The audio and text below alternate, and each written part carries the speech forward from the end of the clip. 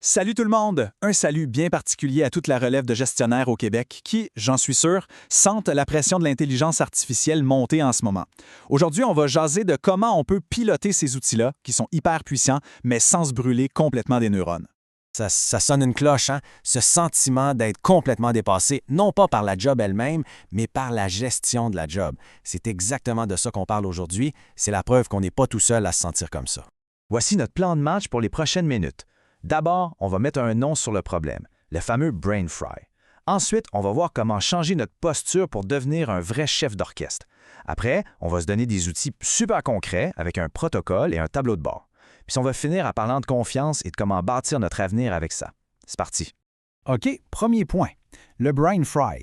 C'est important de comprendre que ce n'est pas juste une impression de fatigue, là. C'est un phénomène qui est bien réel, qui est même documenté et qui a des causes et des conséquences très précises sur notre capacité à penser clairement. Alors, qu'est-ce que c'est au juste? Eh bien, une étude de la Harvard Business Review le définit pas mal clairement. C'est cet état de fatigue mentale, de brouillard, qu'arrive quand on force notre cerveau à superviser l'IA à une vitesse pour laquelle il est tout simplement pas bâti. Et ce qui est super parlant ici, c'est de voir que ce n'est pas juste un concept abstrait. Ça touche des départements très précis. Si vous travaillez en marketing, en RH ou en opération, il y a de bonnes chances que ça vous parle encore plus. Ici, la distinction est absolument cruciale. D'un côté, l'IA, c'est super pour réduire le burn-out émotionnel, en automatisant les tâches plates qu'on n'aime pas faire.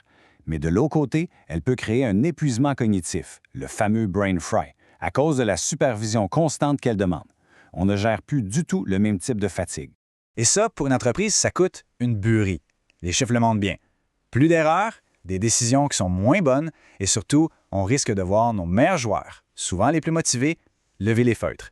Ce n'est pas juste un enjeu de bien-être, là, c'est un enjeu de performance pure. Bon, assez parlé du problème. Comment on s'en sort?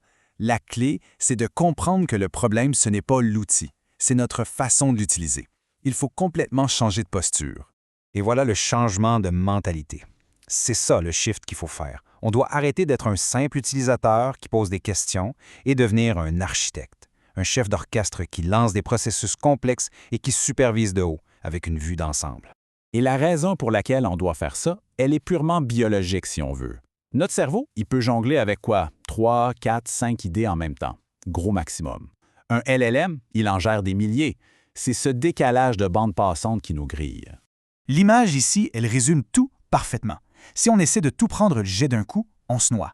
Le but, c'est pas d'essayer de suivre le débit, c'est de le contrôler, de l'orienter pour qu'il nous serve sans nous écraser.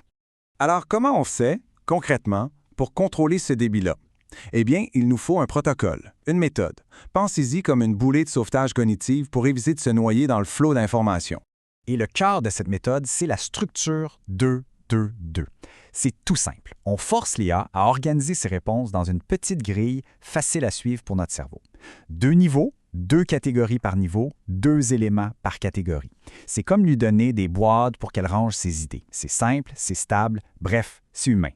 Et voici le protocole au complet, une vraie checklist pratico-pratique. Premièrement, on utilise la structure 2x2x2 pour réduire la bande passante. Deuxièmement, on lui fixe un corridor, reste dans cet axe-là. Troisièmement, on précise le niveau de détail. Quatrièmement, on limite la longueur. Et cinquièmement, on la ramène toujours à l'objectif. C'est comme ça qu'on garde le contrôle. OK, la théorie, c'est beau. Mais dans le day-to-day, ça ressemble à quoi? Le meilleur outil pour ça, c'est de se bâtir un tableau de bord de délégation. C'est ça qui va nous aider à faire le tri entre le signal et le bruit, entre ce que la machine doit faire et ce que l'humain doit garder. Regardez le tableau, c'est super clair. À gauche, les tâches d'orchestration parfaites pour l'IA. Faire des synthèses, analyser des données, sortir une première ébauche. À droite, les tâches de décision qui sont 100% humaines. La négo client, le mentorat, la gestion de crise, puis la décision finale. C'est cette séparation-là qui est la clé. Évidemment, pour que ça marche, il faut passer par-dessus une grosse barrière. Une barrière qui est souvent plus psychologique qu'autre chose, surtout pour les gestionnaires qui visent l'excellence. La peur de déléguer, la peur que ça ne soit pas parfait. Fait que pour s'en sortir, voici quelques pistes. D'abord, il faut définir ce que « assez bon » veut dire, pour être capable de passer à autre chose. Ensuite, on planifie des points de contrôle, oui, mais sans tomber dans le micromanagement.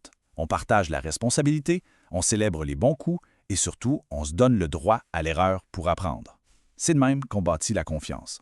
Et quand on applique tout ça, on sort du mode survie pour entrer dans un tout autre mode de leadership. On ne fait pas juste ça pour éviter d'être brûlé, on le fait pour bâtir activement notre avenir puis celui de nos équipes.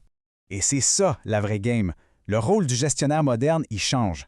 La job, ce n'est plus de faire, c'est de décider. En déléguant l'exécution à l'IA de façon intelligente, on libère notre ressource la plus précieuse, notre temps et notre attention, pour se concentrer sur ce qui compte vraiment, la vision, la stratégie, les gens. Il ne faut jamais perdre de vue la perspective que nous rappelle cette citation. La techno, ce n'est pas le but final, c'est un levier. Un outil qui, quand il est bien utilisé, doit servir nos objectifs humains, nos entreprises, notre culture. Puis c'est là que nous autres, au Québec, on a une vraie carte à jouer. Avec notre écosystème d'innovation, nos universités, puis surtout une relève de gestionnaires allumés et créatifs, on a une occasion en or de montrer la voie, de devenir des leaders dans cette approche équilibrée de l'IA. Alors, la question au final, c'est celle-là. Est-on prêt à faire le saut, à laisser derrière le stress de l'utilisateur qui subit l'outil pour devenir l'architecte confiant qu'il pilote avec intention? L'invitation est lancée. C'est le temps de bâtir votre propre cockpit cognitif pour piloter l'avenir au lieu de le subir. Pour des outils, des ressources pour vous aider à le construire, visitez le site qui s'affiche à l'écran. Merci beaucoup et bon pilotage.